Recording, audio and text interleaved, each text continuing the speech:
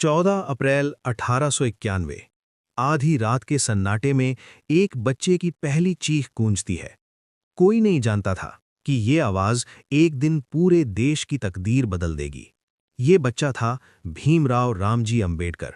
लेकिन उस रात वो सिर्फ एक अछूत के रूप में जन्मा था, एक ऐसा नाम जिसे समाज ने पहले ही अस्वीकार कर दिया था। बचपन से ही उसके चारों ओर अदृश्य दीवारें खड़ी कर दी गई थीं। स्कूल में उसे बाकी बच्चों के साथ बैठने की अनुमति नहीं थी। वो प्यासा रहता था क्योंकि कोई उसे पानी देने को तैयार नहीं होता था। शिक्षक उसे छूने से डरते थे। हर दिन हर पल उसे ये एहसास कराया जाता था कि वो कमतर है।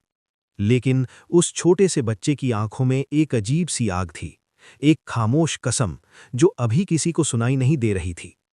समय बीता और वही बच्चा जो कभी स्कूल के कोने में अकेला बैठता था, अब किताबों के महासागर में डूब चुका था। उसने ठान लिया था, ज्ञान ही उसका हथियार बनेगा। दुनिया उसे रोकना चाहती थी, लेकिन उसकी जिद उससे कहीं ज्यादा मजबूत थी। 1913 में जब वो कोलंबिया यूनिवर्सिटी पहुंचा तो पहली बार उसने खुद को इंसान की तरह महसूस किया। वहां कोई उसे अछूत नहीं कहता था। वहां सिर्फ एक चीज मायने रखती थी, उसकी बुद्धि। लेकिन असली परीक्षा अभी बाकी थी। लंदन की ठंडी गलियों में लंदन स्कूल ऑफ इकोनॉमिक्स की लाइब्रेरी में बैठा वो युवक रात रात भर पढ़ता था। उसके पास पैसे नहीं थे, कई बार उसे भूखा सोना पड़ता था, लेकिन उसके अंदर एक तूफान पल रहा था। वो जानता था ये संघर्ष सिर्फ उसके लिए नहीं है, ये उन करोड़ों लोगों के लिए है जिनकी आवाज कभी सुनी ही नहीं गई। फिर आया 1927, महाड़ का वो दिन जब उसने हजारों लोगों के साथ एक तालाब से पानी पिया। ये सिर्फ पानी नहीं था, ये विद्रोह था। ये उस व्यवस्था के खिलाफ पहला खुला युद्ध था जिसने इंसान को इंसान से अलग कर दिया था।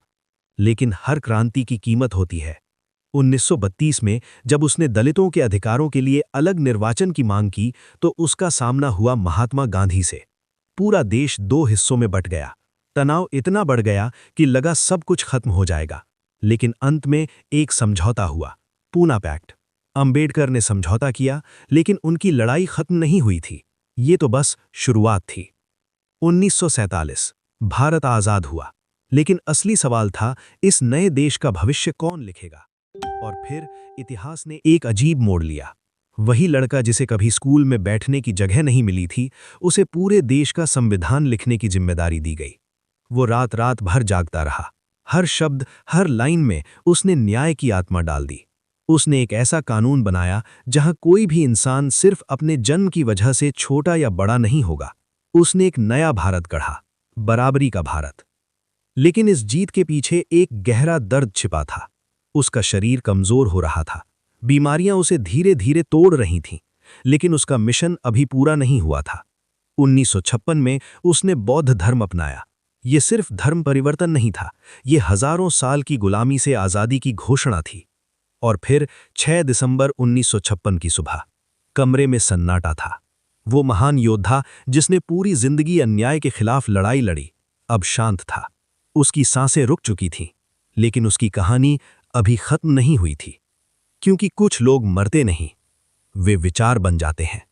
एक ऐसा विचार जो हर उस इंसान के दिल में जिंदा है जो बराबरी में विश्वास करता है। एक ऐसा नाम जिसे अब कोई मिटा नहीं सकता। वो कभी सिर्फ एक अछूत था, लेकिन आज वो भारत की आत्मा है।